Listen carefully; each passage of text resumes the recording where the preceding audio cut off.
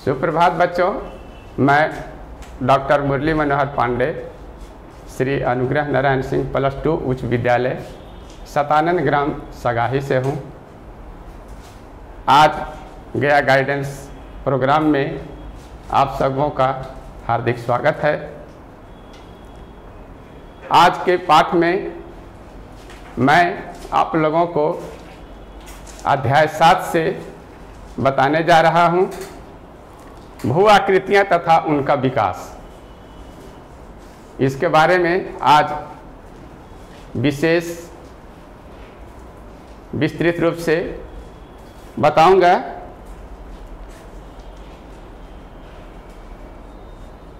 आज के इस सत्र में आप लोग सीखेंगे भू आकृति क्या है और उसका निर्माण की 3 अवस्थाएं कौन कौन सी हैं।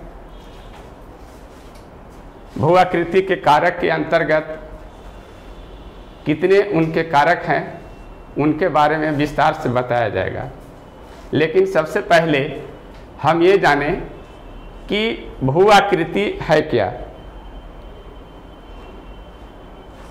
पृथ्वी के धरातल पर निर्माण करने वाले जो भी पदार्थ हैं, जो भी प्रक्रियाएं हैं, उसके धरातलीय स्वरूप को बदल देता है और उससे भू आकृति का निर्माण होता है। इनके निर्माण में 3-4 तरह के कारक हैं, 4-5 कारक हैं। उसमें जल, हिम,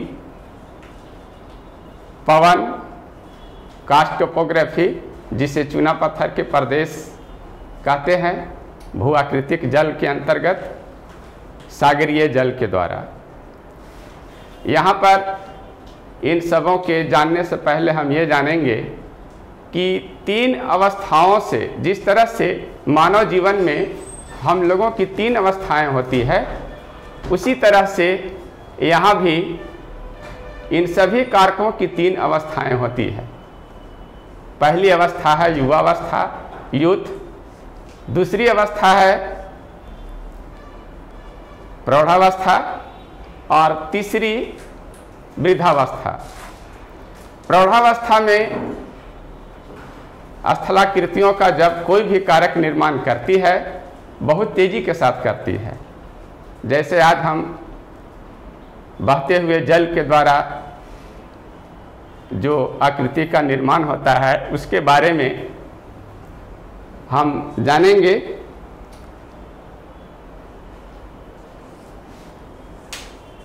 नदी की युवावस्था।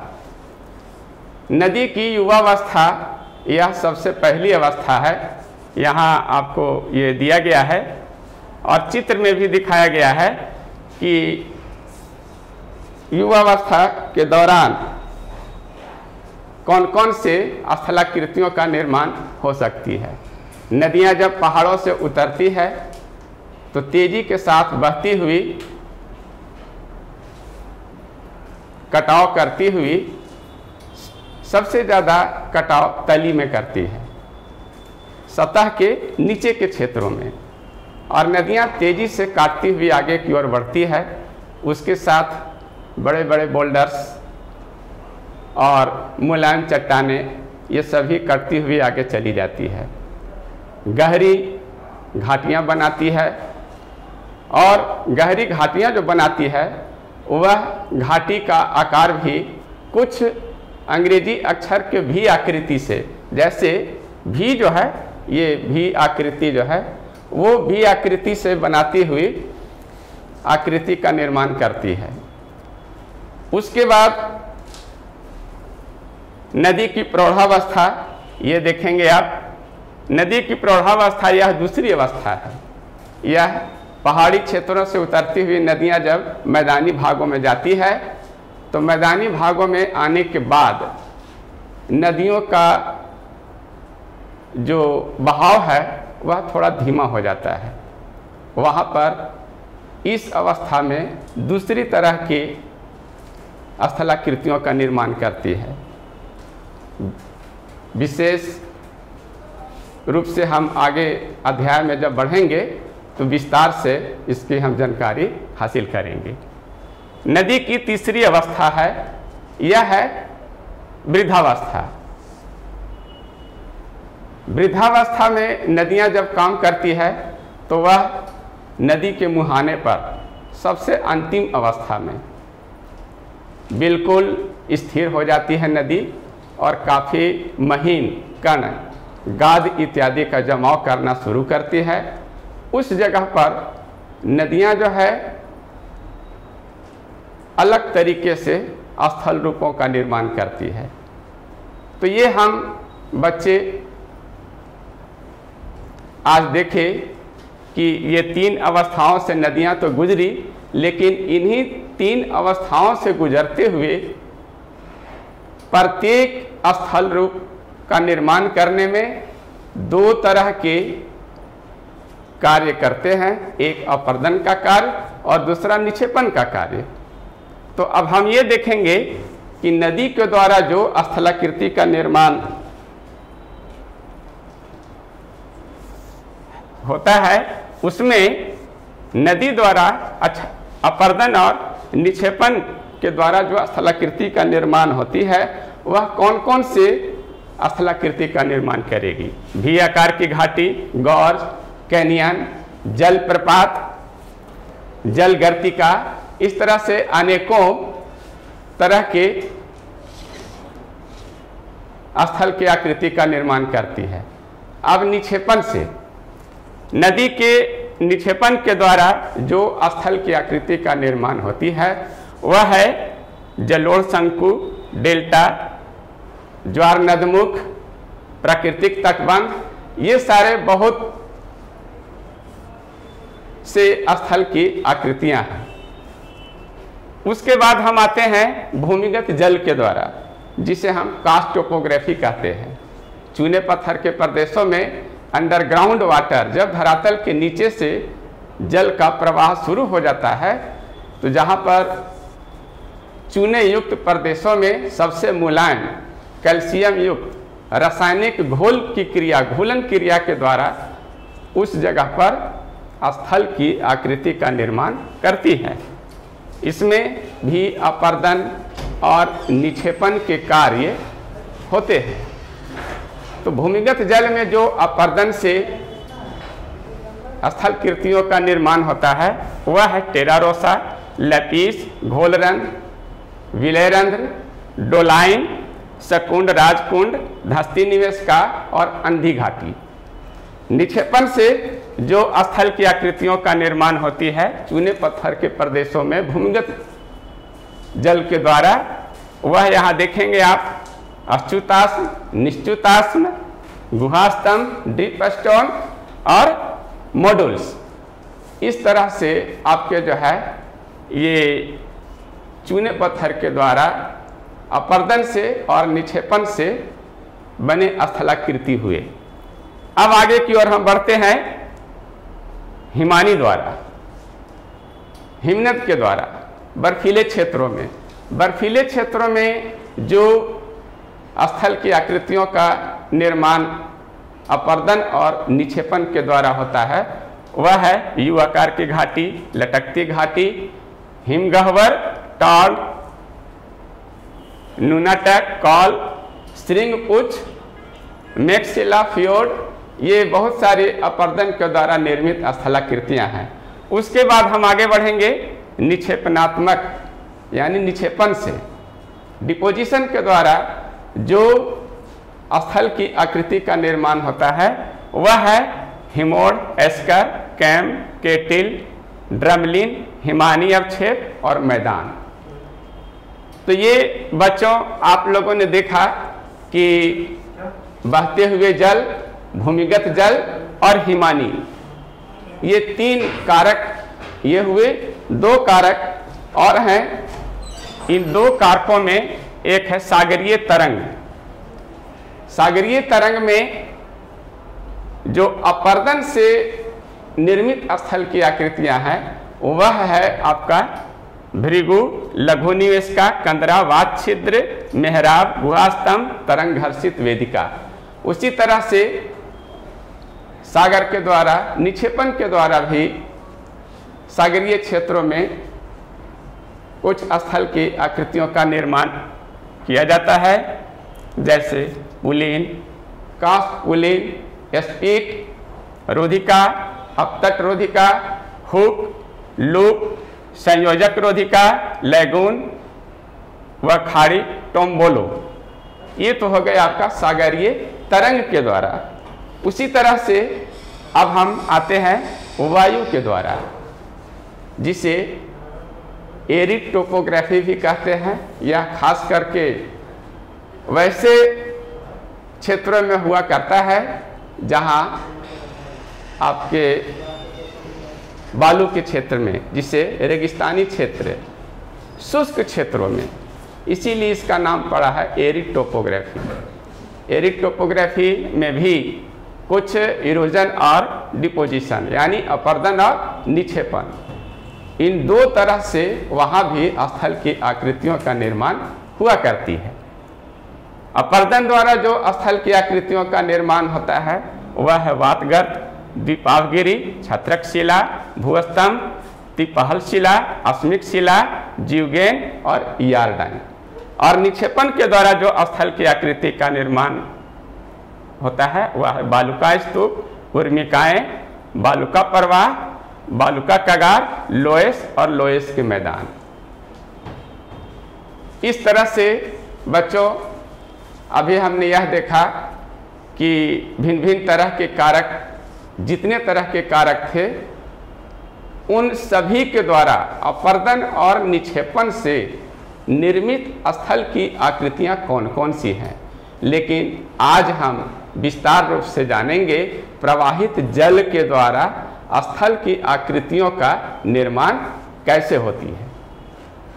उसके बाद फिर अगली कक्षा में हम पढ़ेंगे, लेकिन आज के सत्र में आप विस्तार से अब देखेंगे कि नदी द्वारा निर्मित स्थलाकृति, नदी के द्वारा कौन कौन सी स्थलाकृतियां हैं अपर्दन कार्य के द्वारा और कौन कौन सी स्थलाकृतियां हैं आपके निक्षेपण कार्यों के द्वारा। पहले अपर्दन के द्वारा हम चले। अपर्दन में घाटी,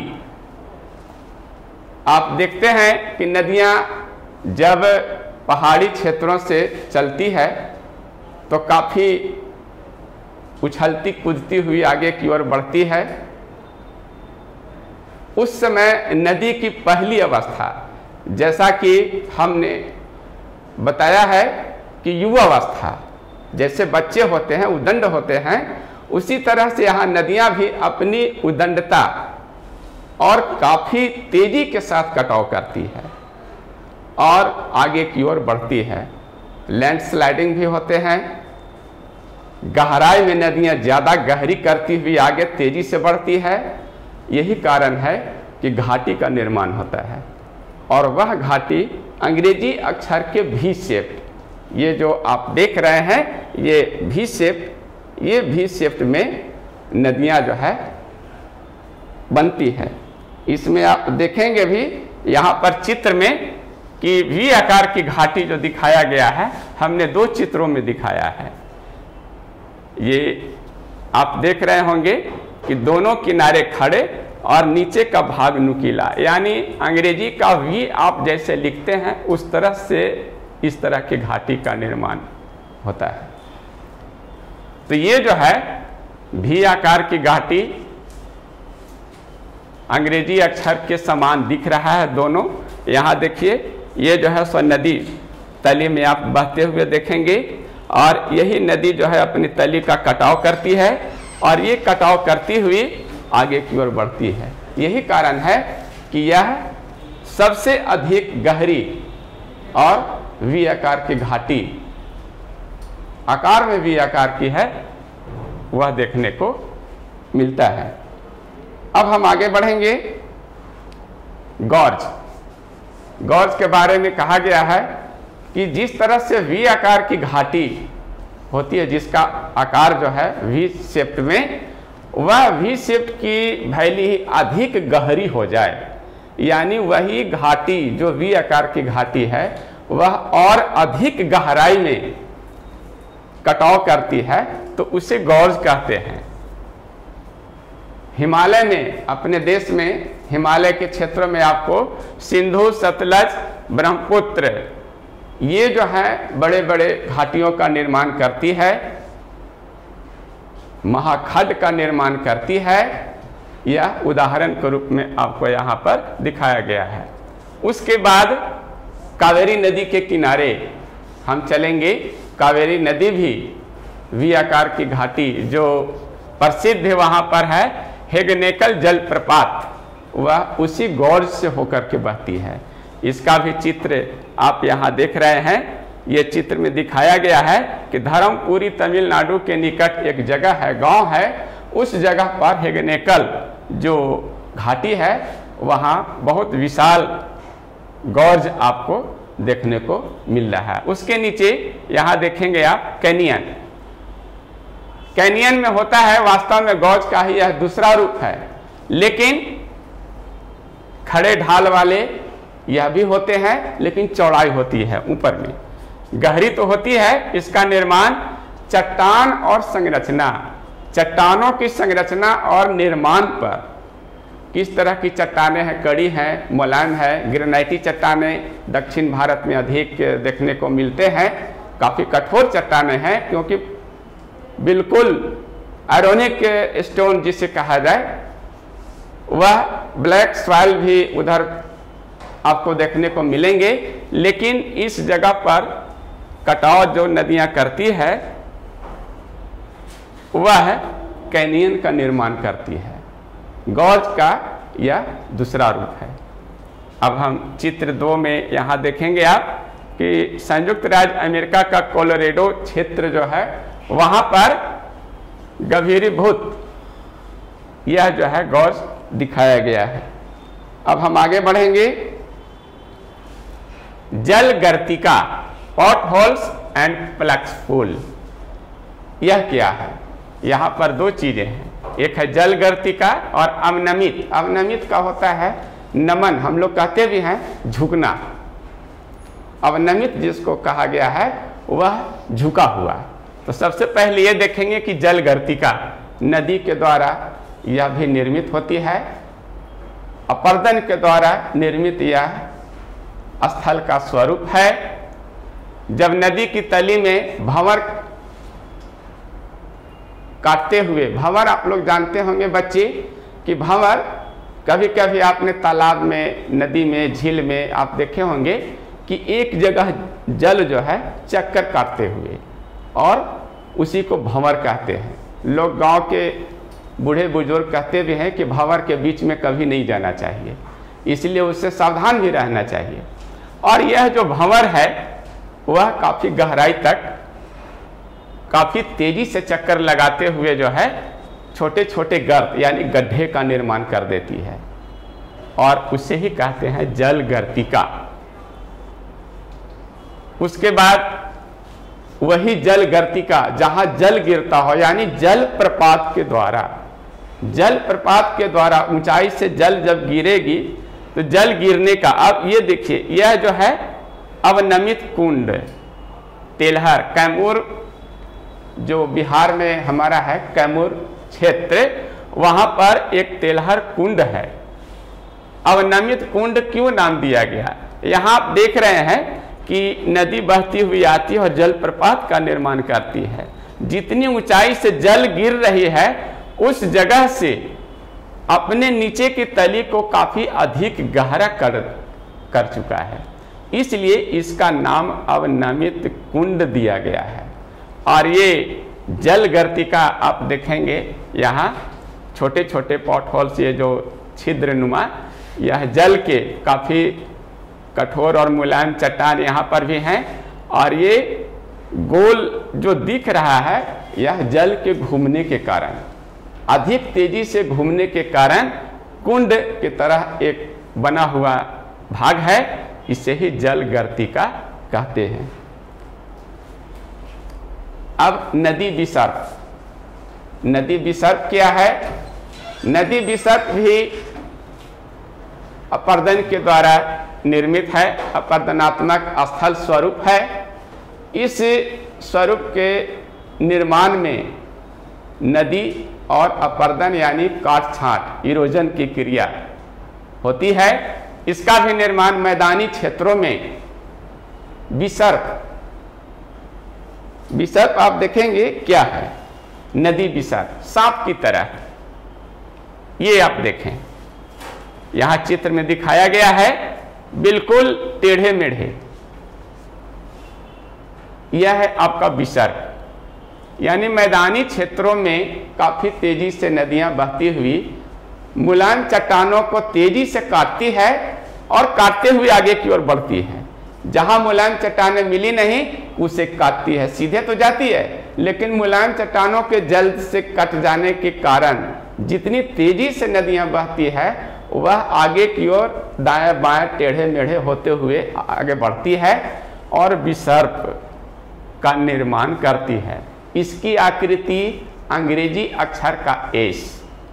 बच्चों आप लोग कैपिटल में एस लिखना जानते होंगे, उसी तरह से एस कंटिन्यू आप लिखते जाएं। यदि हम लिखते जाएंगे एस, यहां एस लिखेंगे, एस ऐसे ऐसे बनाते जाएं टेढ़े मेढ़े, तो वह विसर्प के तरह सांप के तरह दिखेगा। वही है अपर्दन कार्य के द्वारा विसर्प का निर्माण।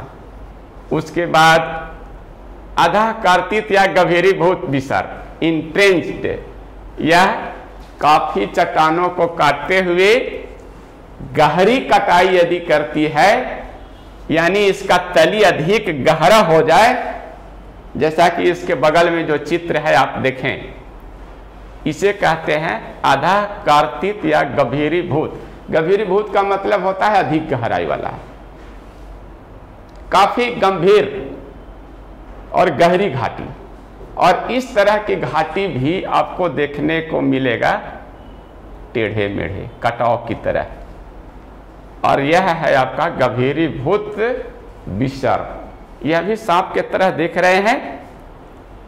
और विसर्प का यह दूसरा रूप, विसर्प जो कम गहराई हो और अधिक गहराई यदि हो जाती है उसे गभीरीभूत विसर्प कहते हैं।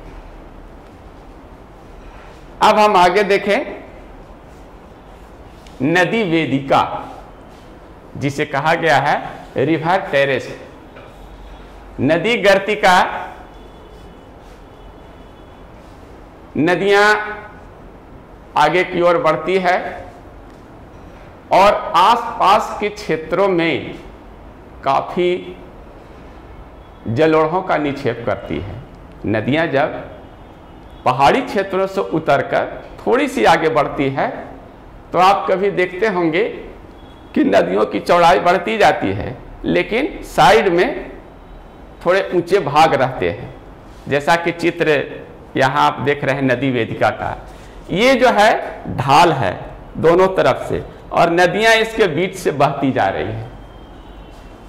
नदियां ये नीले रंग का जो दिखाया गया है वह नदी है, और इसके ऊपर में यानी नदी के दोनों छोर जो ढाल बांध के तरह दिखता है वह है नदी वेदिका, यानी चौर जिसको कहते हैं चौड़ा भाग।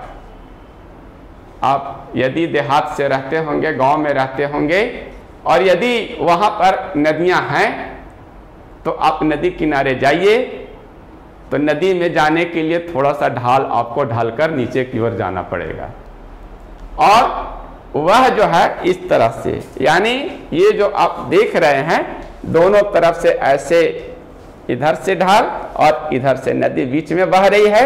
ये ऊंचा भाग और ये थोड़ा सा चौरस, और ये ऊपर में चौरस रहता है, जिस पर पेड़ पौधे लगाने का आजकल वृक्षारोपण का कार्यक्रम नदियों के किनारे या जो नहर हैं, नहरों के किनारे उसके चौर वाले भाग पर, नहरों पर ऊपर में मिट्टी जो है उस पर हम लोग वृक्षारोपण का कार्य भी करते हैं, ताकि आपस में जड़ों से उसके बांध जकड़े रहें, और पानी यदि उसमें बहुत ज़्यादा हो जाए, बोझ जब ज़्यादा पड़े, तो वह बांध को टूटने से भी बचाता है। वही चीज़ है ये आपका नदी वेदिका। इसे ही कहते हैं जलधारा के दोनों ओर ढाल वाले भाग। यह जलधारा है और दोनों ओर ढाल वाले भाग। उसके बाद है यहाँ चित्र, आगे हम देखेंगे युग्मित वेदिका और अयुग्मित वेदिका। ये क्या है बच्चों, यहां देख रहे हैं कि इसमें किसी तरह का कोई कटाव नहीं है, दोनों तरफ से और नदियां सीधे बह रही है। लेकिन युग्मित वेदिका में आप देख रहे हैं कि सीढ़ी नुमा ढाल बना हुआ है। इसका मतलब कि इस क्षेत्र में आपका जो है कुछ कड़े चट्टान और कुछ मुलायम चट्टान होंगे, जिसके कारण मुलायम चट्टानें कटती गई और कड़ी चट्टानें स्थिर रही। इससे यह सीढ़ी नुमा ढाल बन गया। और दोनों तरफ यदि इस तरह के ढाल हों तो युग्मित वेदिकाएं कही जाती है। और यही यदि असमान ढाल का हो, जो यहां युग्मित वेदिका है, कहीं ज्यादा है चौड़ा, कहीं कम है, कहीं ज्यादा है, यानी असमान, दोनों तरफ का असमान ढाल यदि हो उसे अयुग्मित वेदिका हम कहते हैं। इस तरह से नदी वेदिकाओं का यहाँ पर हमने देखा कि कई तरह से युग्मित, अयुग्मित और वेदिकाओं का जो रूप है 3 तरह से बदलते हुए हमें देखने को मिला। अब आते हैं निक्षेपित स्थल रूप। यहाँ तो हमने देखा कि अपर्दन के द्वारा, काट छांट की क्रिया के द्वारा, काट छांट की क्रिया के द्वारा पहाड़ी ढलान से हम चले और थोड़े से और नीचे यानी उसकी तली में, पहाड़ जो है पहाड़ के किनारे का क्षेत्र, वहां तक पहुंचे। लेकिन अब हम आते हैं मध्यवर्ती भाग में। नदी का जो मध्यवर्ती भाग है, जहां पर मैदान थोड़ा देखने को मिलता हो, मैदान का भी निर्माण करता है। और उसके बाद उसी मैदानी क्षेत्रों में चौरस भाग में काफ़ी वैसे स्थल रूप देखने को मिलेंगे जो आपको पहाड़ी क्षेत्रों से बिल्कुल हटकर, क्योंकि यह निक्षेप यानी जमाव के द्वारा, डिपोजिशन के कारण इस तरह के स्थलाकृति का निर्माण होता है। यहाँ सबसे पहले हम आएंगे जलोढ़ पंख। आप जलोढ़ पंख, तार का पंखा देखे होंगे जो देहात में हम लोग होंकते हैं, उसका उपयोग में लाते हैं। नदी के द्वारा भी निक्षेपण से जलोढ़ पंख का निर्माण होता है। होता क्या है, बाढ़ के कारण नदियां अपने आसपास के क्षेत्रों में काफी फैल जाती है। आसपास के क्षेत्रों में पानी चला गया। नदी चूंकि बाढ़ के कारण अवक्षेप का तो जमाव कर दी, लेकिन जब बाढ़ का पानी घटता है तो घटने के बाद किसी गड्ढे में यदि जल भर गया और उसकी एक शाखा से जाकर गड्ढे में भर जाता है, तो देखते होंगे कि काफी एक जो है सो नदी की धारा और आगे चलकर छोटी छोटी कई शाखाओं में मुलायम चट्टानों को, मिट्टी को काटते हुए आगे बढ़ गई और विशाल गड्ढे में जमा हो गया। तो दूर से देखने पर एक आकृति उसका लगता है जो पंखे की तरह। यहाँ आप देखेंगे ये जो है नदी यहाँ एक बहती हुई यानी एक सिरा है एक क्षेत्र से, और यहाँ जाने के बाद मैदानी क्षेत्रों में यह बढ़ गई। तो यहाँ शंकु बना हुआ है। पंखा में आप एक जगह देखते होंगे तार के पंखे में कि एक जगह बंधा हुआ है और आगे जाकर ऐसे फैला हुआ है। तो ये जो बंधा हुआ भाग है ये तो है, लेकिन यहाँ कई तरह से फैल गए अलग अलग क्षेत्रों में, तो वह पंखे के समान देखने में लगता है। आप देखेंगे कि मैदानी क्षेत्रों में इस तरह की स्थलाकृति जो निक्षेप के द्वारा मैदानी क्षेत्रों में बनते हैं और आकृति जिसका पंखे की तरह हो, उसे जलोढ़ पंख, जलोढ़ का मतलब होता है गाद, मिट्टी, जल के द्वारा बहा कर लाई गई मिट्टी, और वह काफ़ी उपजाऊ मिट्टी होती है। जैसे गंगा का मैदानी भाग, हम लोग अभी जो रह रहे हैं मैदानी भागों में रह रहे हैं, मध्यवर्ती भाग में रह रहे हैं हम लोग, डेल्टाई प्रदेश में भी नहीं हैं और पहाड़ी क्षेत्र में भी नहीं हैं, लेकिन मध्य में है। गंगा का उत्तरी भाग आप जाएंगे और दक्षिण भाग, दोनों तरफ विशाल मैदान है।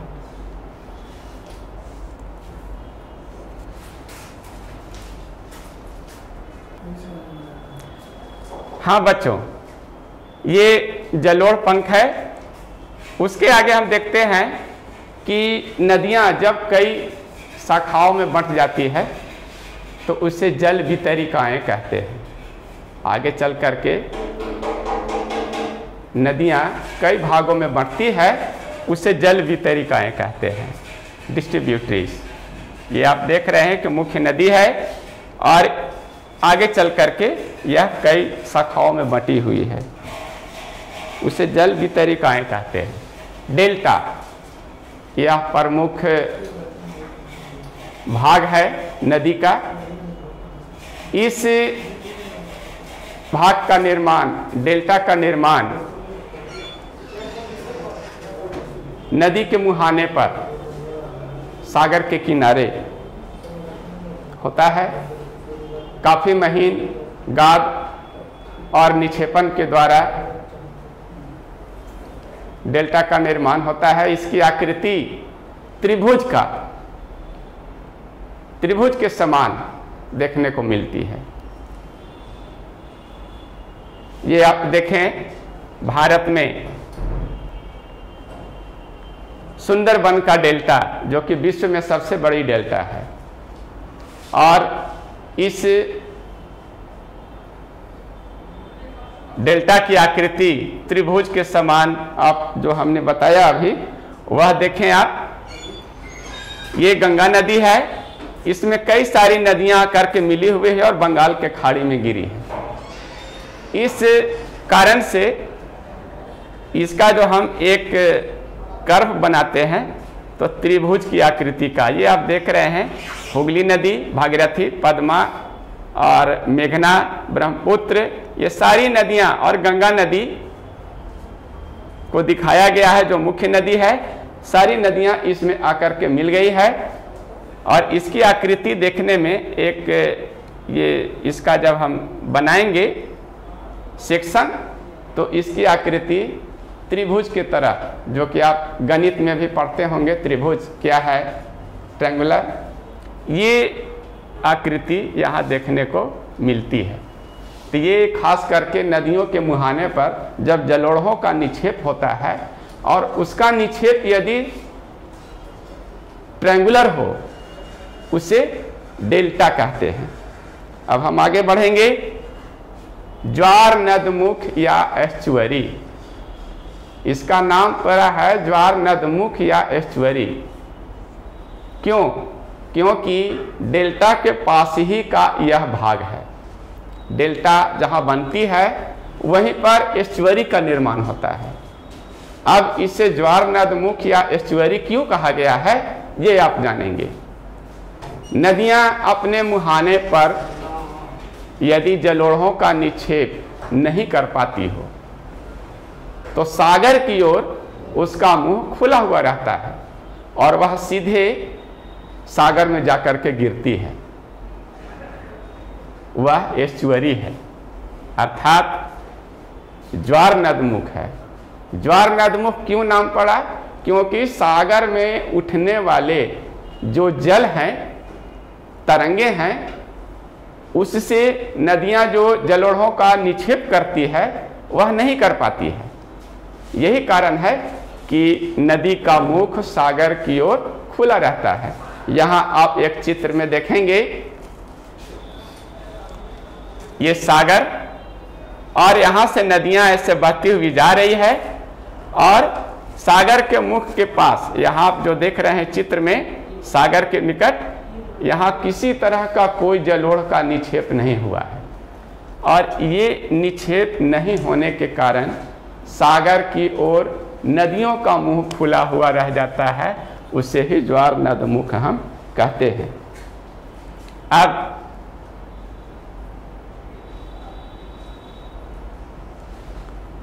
चलेंगे मैदान। मैदान क्या है? भूपटल पर सबसे निचले भाग, सागर से 100 मीटर, 100 से 150 मीटर ऊंचा, और पहाड़ी क्षेत्रों के सबसे नीचे का भाग, मध्य का भाग मैदान है। इसका ऊपरी तल बिल्कुल सपाट होता है और काफी उपजाऊ होता है। जहां घनी आबादी मिलती है, जहां हम सभी रह रहे हैं, इसी मैदानी क्षेत्रों में हम सभी रह रहे हैं। इसका निर्माण नदी एवं उसकी सहायक नदी, मुख्य नदी एवं उनमें मिलने वाली सहायक नदियों के द्वारा बहा कर लाए गए जलोढ़ों को निक्षेप से मैदान का निर्माण होता है। ऊंचाई, स्थिति और आकार ये देखेंगे तो इसके आधार पर भी इस मैदान को हम कुछ भागों में बांटे हैं। जैसे गिरिपद जलोढ़ मैदान, गिरिपद जलोढ़ मैदान वह है पहाड़ी के निकट बड़े बड़े बोल्डर्स, कंकड़ पत्थर इत्यादि, यानी तली में, पहाड़ी के तली के पास, तट के पास, यदि पाद कहते हैं जड़, जहां से पहाड़ शुरू होता है उसके काफी नीचे वाला ढाल का, वहां पर जलोढ़ मैदान का निर्माण होता है। उसका दूसरा नाम है भावर। भावर कहते हैं कंकड़ पत्थर वाले भाग को, और वह यदि समतल हो, कंकड़ पत्थर युक्त मैदानी भाग, वह भावर कहलाता है। वह उपजाऊ नहीं होता है, इसलिए कि उसमें मिट्टी का नाम ही नहीं होता है। उसके बाद है बाढ़ का मैदान। हम सभी जानते हैं कि नदियों में अक्सर बाढ़ आया करती है। अभी वर्षा का समय है, आपको रेडियो के माध्यम से, टीवी के माध्यम से आप देखते होंगे कि पूरी उत्तरी बिहार में नदियां उफान पर है। यह क्या है? पहाड़ी क्षेत्रों से काफी मात्रा में जलोढ़, मिट्टी, गाद, कंकड़, पत्थर काट कर लाती है और मैदानी क्षेत्रों में जमा करती है, और काफी तेजी से मैदानी क्षेत्रों में भी कटाव की क्रिया करती है। यह ऐसा नहीं है कि केवल पहाड़ी क्षेत्रों में भी कटाव करती है, मैदानी क्षेत्रों में भी नदियां कटाव करती है। और इससे होता क्या है कि हर साल, प्रति वर्ष वर्षा के समय में नई नई मिट्टियों का जमाव होता है, और आज तक वह समतल भूमि उपजाऊ भूमि बना हुआ है। ऐसा नहीं कि एक ही मिट्टी आज तक चली आ रही है और उसमें हम अनाज पैदा करते हैं, हम उससे और सभी चीज़ें, खनिज संपदा इत्यादि जो भी लेना रहता है लेते हैं।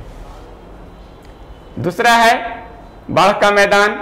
गंगा, सतलज, कियांग नदी, वांगो नदी, नील नदी, ये जितनी भी बड़ी बड़ी नदियां हैं, उनमें प्रतिवर्ष काफ़ी भयंकर बाढ़ आ जाया करती है, जिस कारण से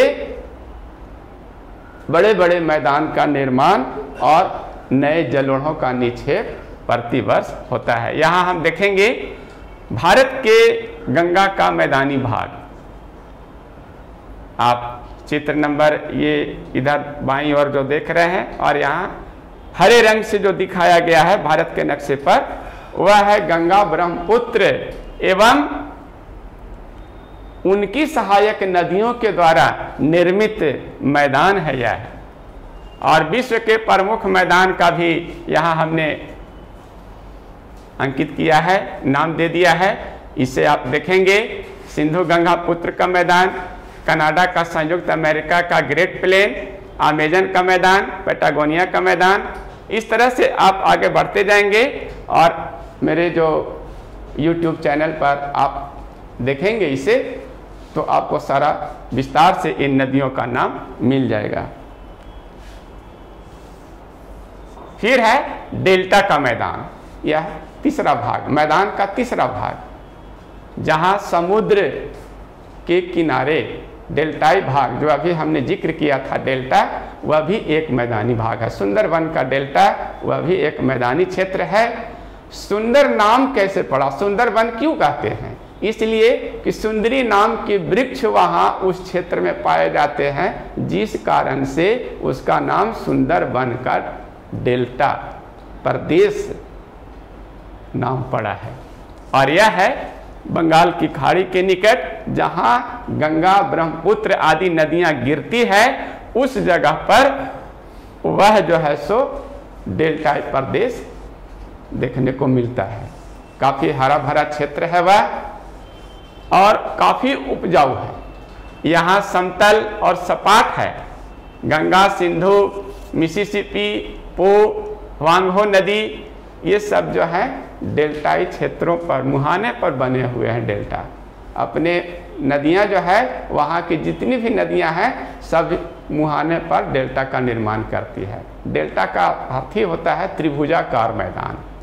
हम लोग alpha, beta, gamma, delta, cos, theta, ये सब का जिक्र करते हैं गणित में, और डेल्टा भी आप लोग जानते होंगे त्रिभुज, और इसीलिए इसका नाम डेल्टा पड़ा, डेल्टाई मैदान।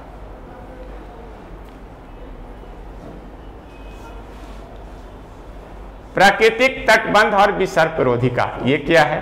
प्रवाहित जल द्वारा लाए गए तलछटों से इसका भी निर्माण होता है, और यह भी एक प्राकृतिक तटबंध है। आप जैसा कि चित्र में देख रहे हैं, विसर्पी रोधिकाएं, सांप के तरह यह जो काला दिख रहा है क्षेत्र बांध है, प्राकृतिक तटबंध है यह। और ये जो धारी जैसा आप देख रहे हैं, उसके क्षेत्र में मैदानी क्षेत्र है। इसे कहते हैं प्राकृतिक तटबंध का निर्माण जो है वह बाढ़ के दौरान ही तलछटों से, नदियों के द्वारा लाई गई तलछटों के द्वारा उसका निर्माण होता है। और यह भी निक्षेपण से, डिपोजिशन से इसका निर्माण होता है।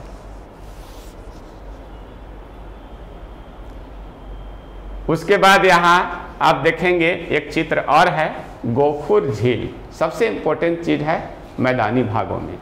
हमने पहले भी कहा था कि मैदानी भागों में जब नदियाँ आगे बढ़ती है, टेढ़ी मेढ़ी क्षेत्रों में होकर गड्ढे में जल का जमाव करती है,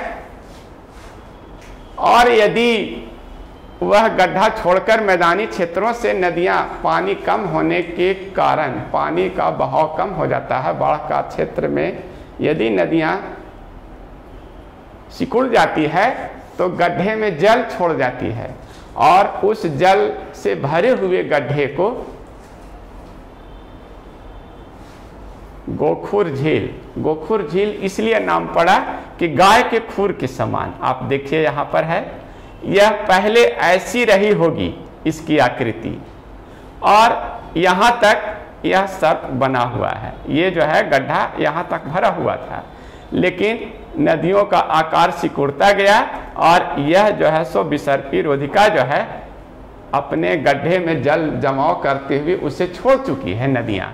और यही जो गड्ढा है, इसी झील को कहते हैं गोखुर झील। गाय के खुर के समान उसकी आकृति हो जाती है। इसे छाड़न झील भी कहते हैं, ऑक्सबो लेक। छाड़न का मतलब नदी अपने मुख्य मार्ग में आ जाती है, नदियां जो है वह अपने वास्तविक रूप में आ जाती है और इस गड्ढे को छोड़ देती है, इसलिए इसका नाम छाड़न झील भी, ऑक्सबो लेक भी इसे कहते हैं।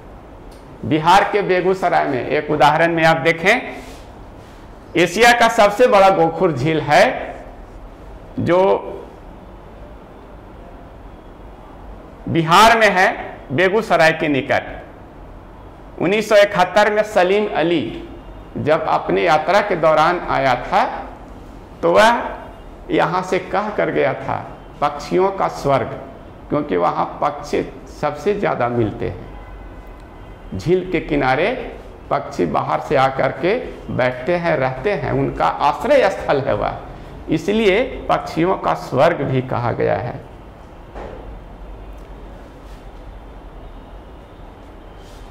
अब लास्ट में हम बहते हुए जल के द्वारा जो आप लोगों को हमने बताया आज विभिन्न तरह की स्थलाकृतियों का, उसे आप YouTube चैनल पर गया गाइडेंस प्रोग्राम जो चल रहा है उसमें आप अपलोड करके देखेंगे। विस्तार रूप से आपको वहाँ बताया गया है और कुछ परियोजना के कार्य भी हमने दिया है बच्चों। प्रश्न बाद में, पहले परियोजना, पहले प्रोजेक्ट आप तैयार कीजिए। आप तैयार करके रखेंगे और यदि किसी तरह की कोई कठिनाई होगी तो आप कमेंट बॉक्स में अपना कमेंट लिखेंगे। हमसे यह हमेशा प्रयास रहेगा हमारे तरफ से कि मैं आप लोगों को और भी इससे बेहतर हम करें और कुछ बताएं। आज इस परियोजना कार्य में हमने ये बताया, जितना भी स्थल रूप है वह अपने क्षेत्र में सबसे पहला प्रोजेक्ट वर्क के लिए आपको एक दिया जा रहा है कि अपने आसपास के क्षेत्रों में उस चीज को ढूंढिए कि जो हमने बताया वह उधर है कि नहीं आपके क्षेत्र में, और उसके बारे में एक प्रोजेक्ट तैयार करें। लगभग 300 शब्दों में आप लिखेंगे, कम नहीं, कोताही नहीं बरतनी है, क्योंकि इस कोरोना काल में यह सेशन चलाया जा रहा है और आप लोगों के सहायतार्थ हम लोग हमेशा तत्पर हैं।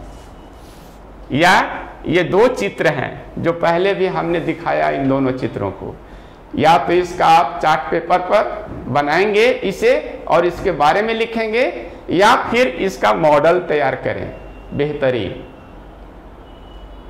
मॉडल तैयार करके रखेंगे।